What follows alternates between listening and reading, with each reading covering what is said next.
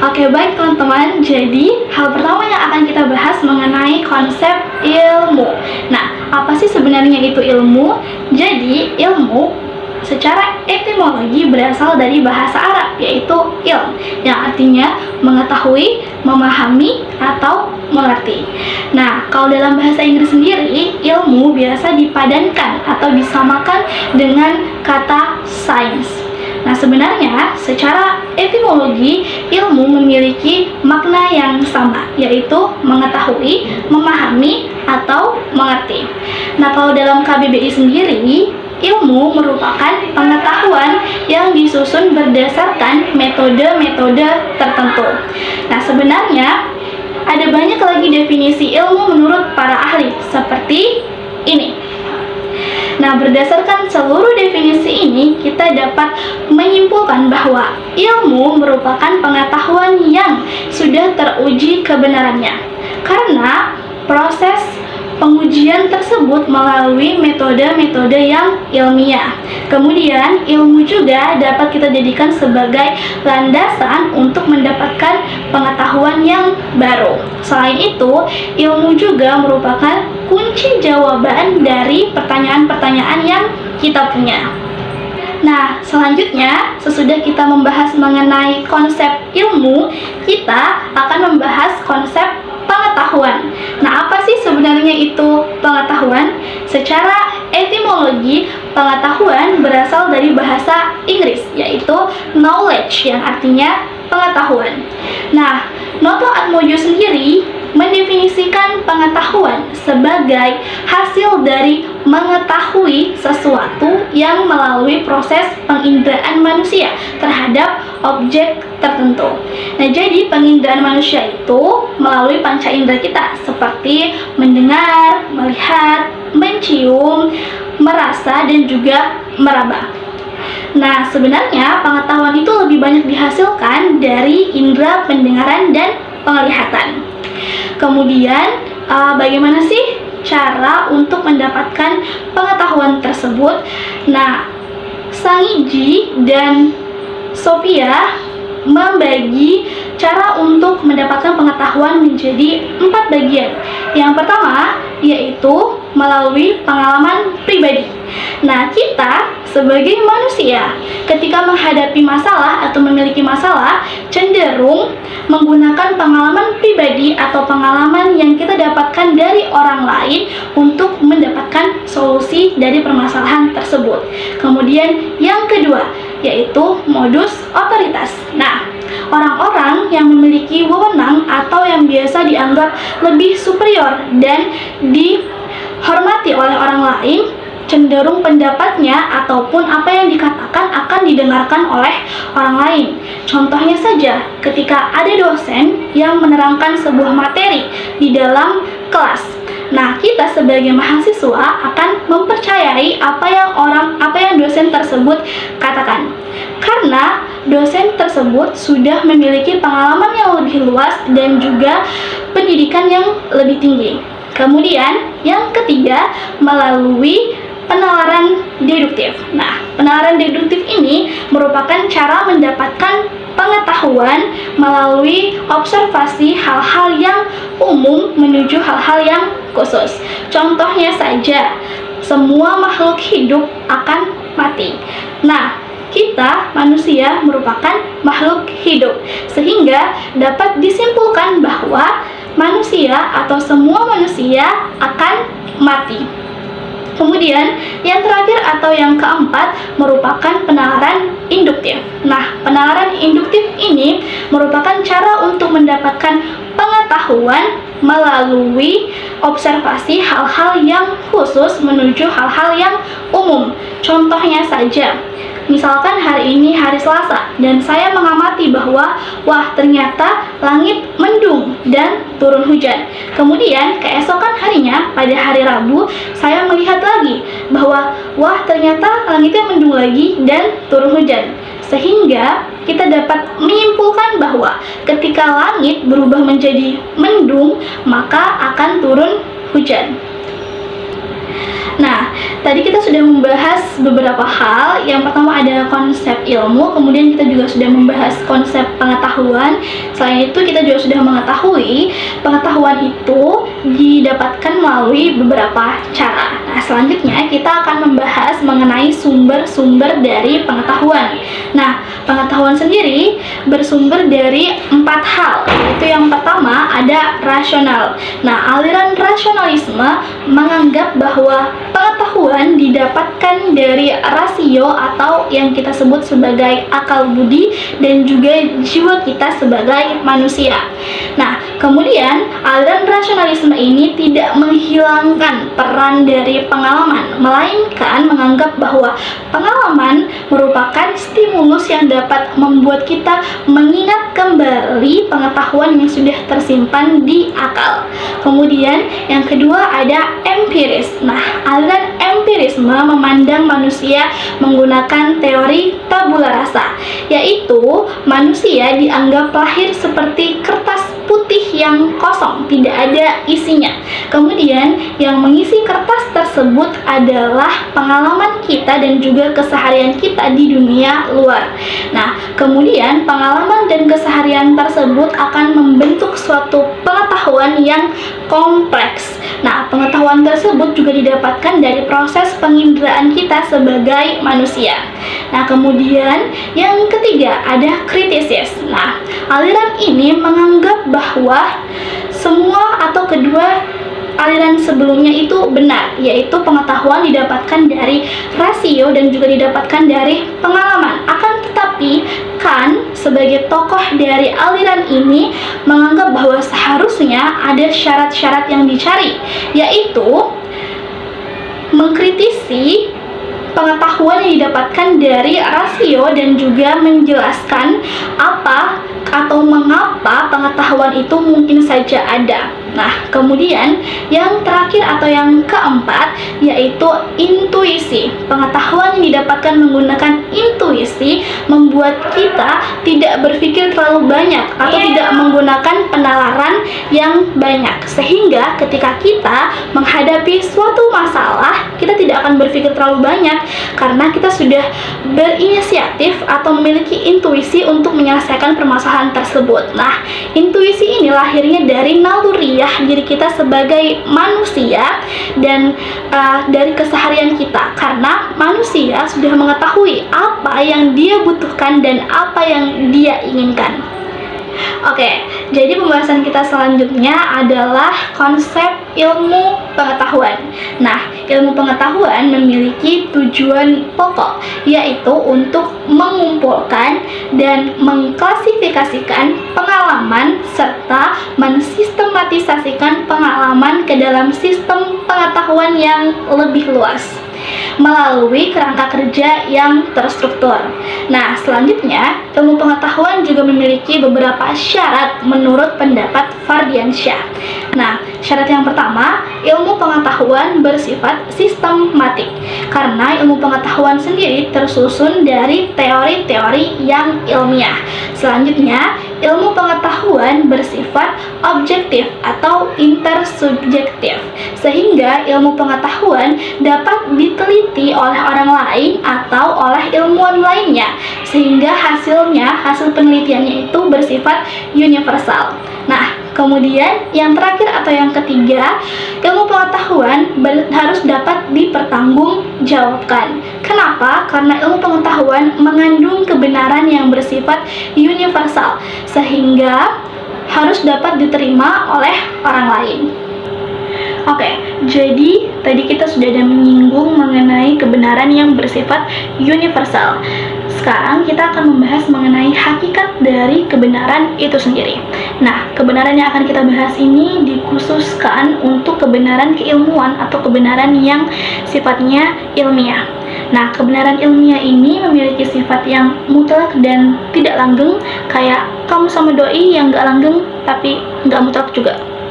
Nah, kebenaran ilmiah ini punya sifat yang relatif, sementara, dan juga hanya digunakan sebagai pendekatan. Sehingga kebenaran ilmiah ini yang kita kita anggap sebagai ilmu saat ini bisa jadi di masa yang akan datang atau suatu hari nanti itu akan diuji kembali kebenarannya karena sudah menjadi hipotesis, sehingga kebenarannya harus diuji kembali dan disesuaikan dengan perkembangan zaman.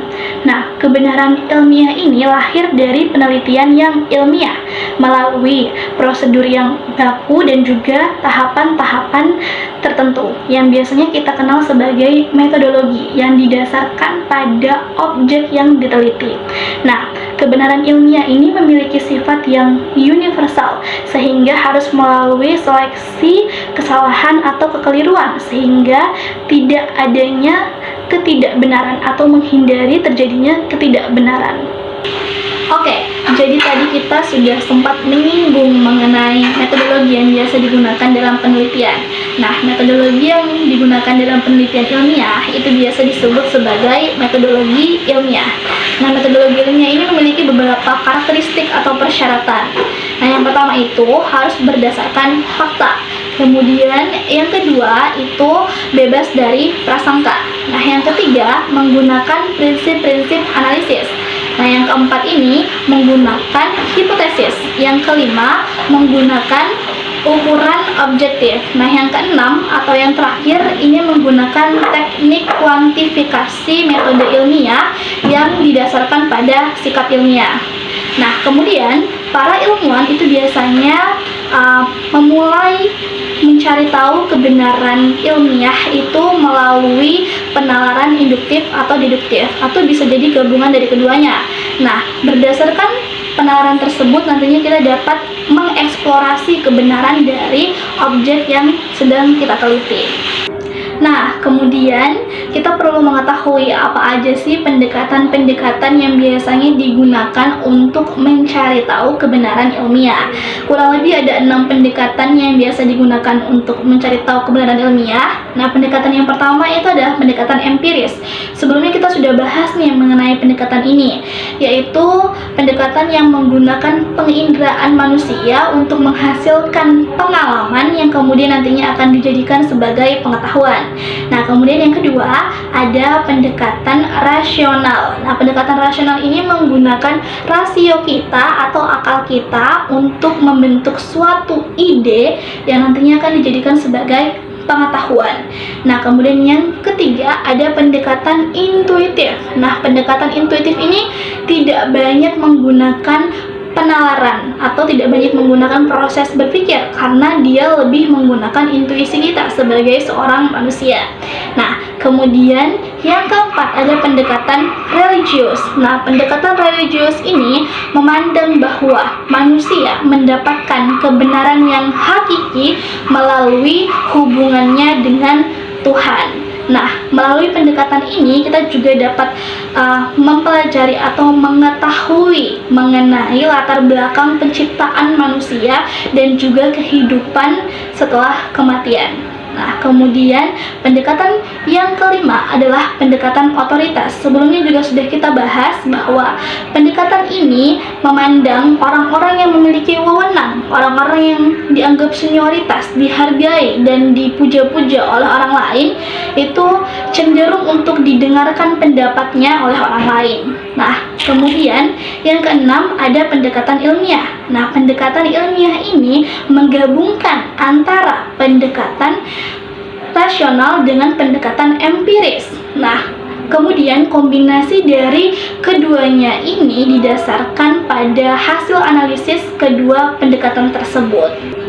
Nah, kemudian apa sih syarat dari suatu kebenaran dianggap sebagai kebenaran yang ilmiah? Nah, syarat yang pertama, kebenaran tersebut harus sesuai dengan kebenaran sebelumnya sehingga tidak menyebabkan kontradiksi. Nah, kemudian yang kedua, kebenaran tersebut harus sesuai dengan fakta-fakta empiris. Nah, oke. Jadi kita udah tahu nih sebelumnya kalau misalkan untuk mendapatkan suatu kebenaran ilmiah kita dapat menggunakan penelitian ilmiah.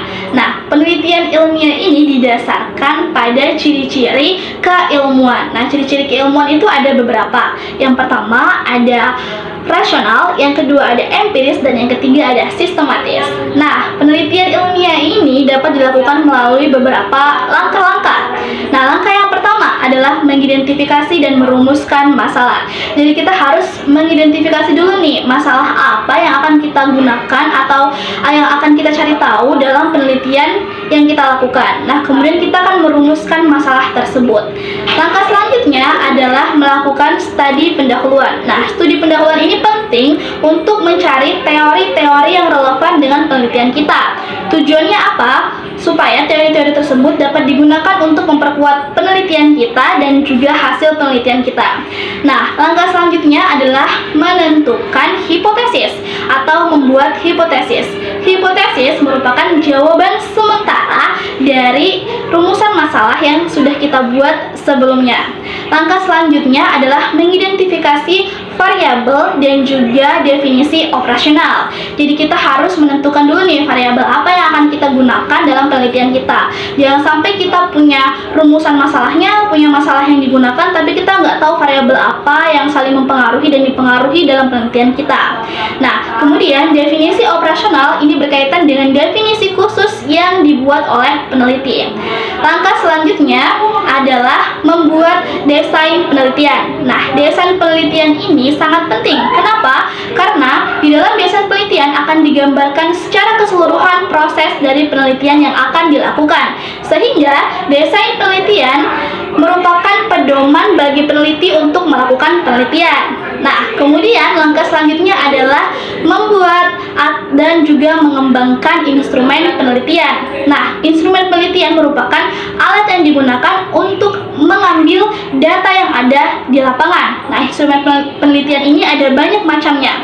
Kita bisa menggunakannya sesuai dengan jenis penelitian yang akan kita lakukan. Nah, langkah selanjutnya adalah menentukan subjek penelitian. Nah, jangan sampai kita udah punya variabelnya, punya masalahnya, udah lengkap nih semuanya, tapi nggak tahu subjeknya apa, siapa, dan di mana. Karena subjek penelitian merupakan sumber data penelitian kita.